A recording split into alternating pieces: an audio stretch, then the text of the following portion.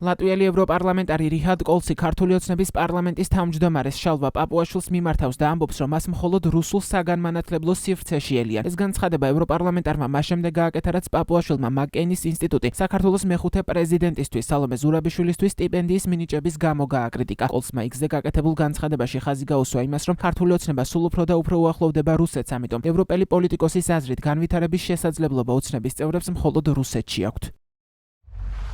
მაკ-კეინის ინსტიტუტში სტიპენდია დამსახურებული აღიარება საქართველოს ლეგიტიმური პრეზიდენტის სალომე ზურაბიშვილისთვის. იმავდროულად იმის გათვალისწინებით, თუ რამდენად სწრაფად მიდიხარ ორკისტანის ორბიტაში შალვა პაპუაშვილო ყველაზე დიდი პატივი, რომელსაც სავარაუდოდ ელოდებით არის სტიპენდია ურალის სახელმწიფო სამთო უნივერსიტეტში. მაკ-კეინის ინსტიტუტმა კისინჯერის სტიპენდია და სალომე ზურაბიშვილი 6 იანვარს დაასახელა. კისინჯერის სტიპენდია არის პროგრამა, რომელიც დაფუძნებულია მაკ-კეინის ინსტიტუტში და მიზნად ისახავს ხასიათზე დაფუძნებული ლიდერობისა და სტრატეგიული უნარების განვითარებას საგარეო პოლიტიკისა და ეროვნული უსაფრთხოების მიმართულებით. პაპუაშვილი ამ ფაქტს მომდევნო დღეს 7 იანვარს გამოეხმაურა და თქვა, რომ ზურაბიშვილის მსგავსად სტიპენდია ტაფცის უნივერსიტეტში მიხეილ სააკაშვილმაც მოიპოვა. პაპუაშვილის აზრით, სააკაშვილი და ზურაბიშვილი ამერიკული ინსტიტუტების მიერ არიან დაქირავებულნი და საქართველოს სახელმწიფოს ნაცვლად მათ ინტერესებს ატარებენ.